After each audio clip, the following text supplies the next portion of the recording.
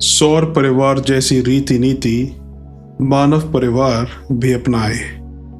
समस्त ब्रह्मांड की कल्पना कर सकना तो कठिन है, पर हम अपने सौर मंडल और उससे संबंध ग्रह नक्षत्रों की गतिविधियों पर दृष्टिपात करें तो न केवल विश्व की विशालता और उसके निर्माता की महानता समझने का अवसर मिले, वरन यह भी सूझ पड़े कि इस भारी क्रम व्यवस्था का संचालन किस प्रकार हो रहा है। समस्त ग्रह नक्षत्र निरंतर क्रियाशील हैं। इस गतिशीलता पर ही उनका जीवन निर्भर है। समस्त पिंड अपनी धुरी पर परिक्रमा करते हैं और साथ ही उस केंद्र का भी ध्यान रखते हैं जिसके साथ वे जुड़े हैं, जिससे शक्ति प्राप्त करते हैं और जिस परिवार में बंधे रहने के कारण उन्हें सुरक्षा एवं स्थिरता प्राप्त है। वे उस केंद्र सूर्य की भी परिक्रमा करते हैं। इस परिक्रमा पर ध्यान दिया जाए तो परमाणुता की उस इच्छा का आभास मिलेगा जिसका पालन करने के लिए सबको सहर्ष तत्पर रहना पड़ता है। ग्रह उपग्रह अपनी धुरी पर नियमित रूप से घूमते हैं। व्यक्तिगत जीवन की सुव्यवस्था, सतर्कता, नियमितता और क्रमबद्धता को ग्रहों के अपनी धुरी पर घूमने के सदृश समझना चाहिए। यदि यह गति ना हो तो फिर उन्हें घोर दुर्गति में पड़ना पड़ेगा। मनुष्य के लिए भी यही बात है। यदि वह अकर्मण्य, अव्यवस्थित और अनियमित गतिविधियां अपनाए तो यह सृष्टा की इच्छा का उल्लंघन ही होगा और उसका दंड मिले बगैर ना रहेगा।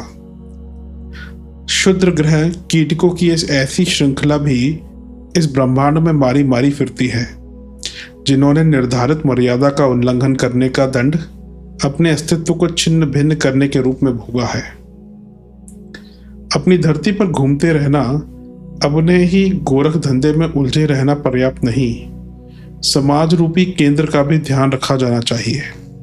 सभी ग्रह अपने केंद्र सूर्य की परिक्रमा में प्रमाद रहित तत्परता बरतते हैं। समाज के प्रति अपना कर्तव्य पालन करने के लिए मनुष्य को भी सजग और सक्रिय रहना चाहिए। यदि वह उपलब्धि बंद हो जाए तो उन्हें मृत स्थिति में जाना पड़े। समाज का अनुदान बंद हो जाए तो मनुष्य का एक दिन भी जीवित रहना कठिन है। सुख सुविधाएं व्यक्ति की एकाकी उपलब्धियां नहीं है। समाज के सहयोग से ही व्यक्ति का विकसित, सुखी और समृद्ध रह सकना संभव है। अस्तु उपलब्धियां प्राप्त करने के साथ साथ उस केंद्र के पोषण का उत्तरदायित्व भी उस पर आता है। सौर मंडल का सहयोग ना हो तो फिर सूर्य का अस्तित्व भी खतरे में पड़ जाएगा। इसलिए नियति की व्यवस्था यही है कि ग्रह सूर्य की परिक्रमा करके उसकी क्षमता बनाए रखें और सूर्य इन ग्रहों को अनेक अनुदान देकर पोषण करता रहे। यह अन्योन्याश्रित प्रक्रिया ही सौरमंडल की स्थिरता की रीढ़ है, जिसके टूटने का खतरा होने पर यह सारा सुंदर संसार बिखर ही जाएगा। व्यक्ति और समाज के बीच ऐसी ही सुदृढ़ विधि व्यवस्था चलनी चाहिए। समाज का ढांचा व्यक्तियों को विकसित करने में समर्थ रहे तथा व्यक्ति समाज को प्रखर और सशक्त बनाने में निरंतर योगदान देता रहे। यही क्रम व्यवस्था सौर मंडल में चल रही है और यही क्रम व्यक्ति और समाज के संगठन में ठीक तरह बरता जाना चाहिए। हम कितने भाग्यशाली हैं कि चारों ओर बिखरी जीवनहीन या स्वल्प जीवन वाली ऊबड़ खाबड़ ग्रह परिस्थितियों के बीच अपनी इस सुंदर पृथ्वी पर रह रहे हैं, जिसमें जीवन का अमृत ही हिलोरे नहीं ले रहा, वरन प्रकृति प्रदत्त ऐसी सुविधाओं का भी बाहुल्य है जो अन्य ग्रहों में उपलब्ध नहीं है। इसी पृथ्वी के वासी सुख सुविधाओं के उपभोक्ता होने के नाते हमारा और भी अधिक कर्तव्य एवं उत्तरदायित्व हो जाता है कि अपने उदार एवं सहृदय निर्माता की इच्छा का पालन करते हुए व्यक्ति एवं समाज की महान मर्यादाओं को बनाए रखने में पूरा पूरा सहयोग करें। अब आइए अपनी धरती, सूर्य तथा सौर परिवार के सदस्यों की गतिविधियों का दृष्टिपात करें। 12,756 किलोमीटर व्यास वाली पृथ्वी लट्टू की तरह अपनी धुरी पर अधर आकाश में लटकी तेजी से घूम रही है। 23 घंटा 56 मिनट 23 आवर्स 56 मिनट में वह अपनी धुरी पर एक परिक्रमा कर लेती है, जिसके फलस्वरूप दिन और रात होते हैं। किंतु हम हैं पृथ्वीवासी, जो सिद्धांततः तो यह बात मानते हैं, पर प्रायोगिक तौर पर पृथ्वी को घूमते हुए देखने में आती नहीं। अतएव मानना पड़ेगा कि केवल दृष्टिगत व्यवहार ही सत्य नहीं है। विवेक और विचार की कसौटी पर खरे उतरने वाले सिद्धांतों की भी सत्यता स्वीकार करनी चाहिए। संसार का अणु अणु गतिमान है। गति केवल वहां नहीं होती जहां इच्छाएं और अभिलाषाएं जड़ और मृत हो जाती हैं। फिर यदि संसार में हर वस्तु गति कर रही हो, तो हमें उस अदृश्य सत्य के कारण और गंतव्य की भी जान पहचान करनी ही होगी। पृथ्वी अपनी परिक्रमा करके ही संतुष्ट नहीं, वह सूर्य के गुरुत्वाकर्षण से बंधी है और उसी के फलस्वरूप स्वयं नाचते हुए वह सूर्य की परिक्रमा भी करती है। यह परिक्रमा वह 365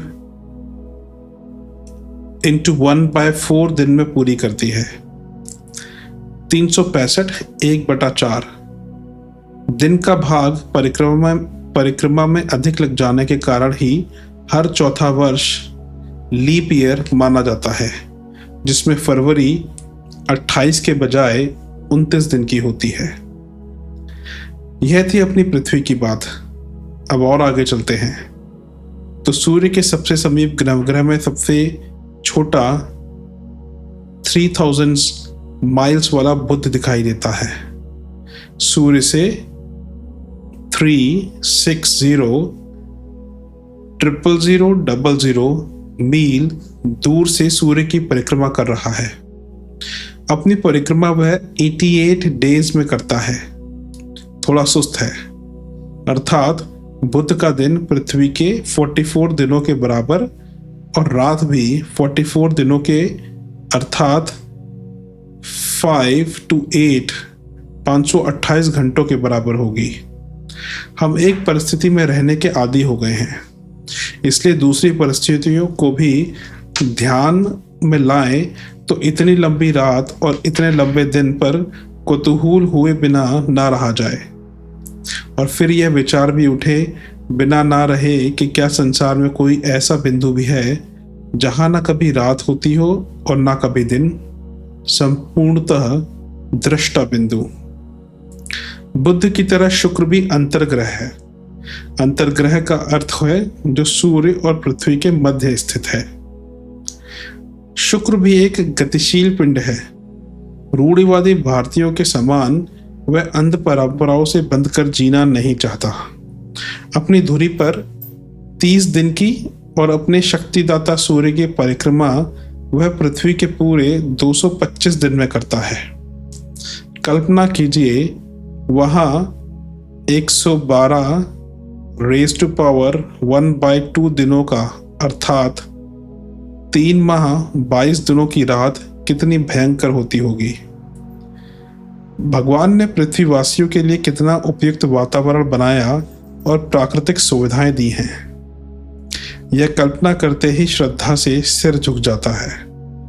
बावले तो वे लोग हैं जिनकी दृष्टि में सृष्टि की इस व्यापकता की कोई कल्पना नहीं। वे अपने स्वार्थों से ही दबे मरे जा रहे हैं। अब थोड़ा अपनी पृथ्वी से बाहर की ओर चलना चाहिए।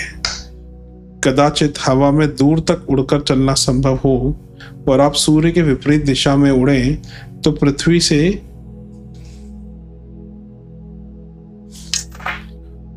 49 मिलियन मील दूर एक ग्रह मिलेगा। इस ग्रह से कोई 1000 मील ऊपर ठहर जाइए तो आप देखेंगे कि वह भी घूम रहा है अपनी धुरी पर। अपने आप की परिक्रमा वह 24 आवर्स 37 मिनट्स में करता है, अर्थात वहाँ के भी दिन व रातें लगभग पृथ्वी के समान है।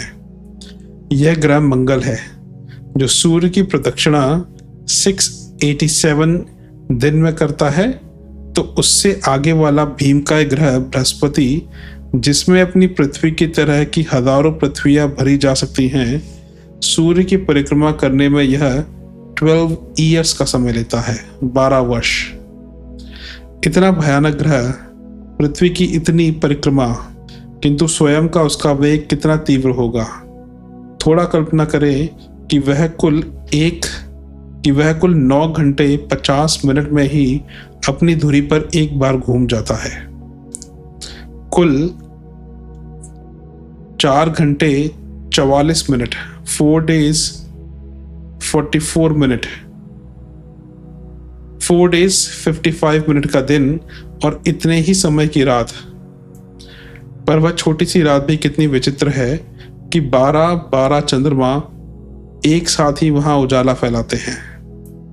शनि बेचारा बुरा ग्रह माना जाता है, पर सार्वभौमिक नियमों का पालन तो वह भी करता है।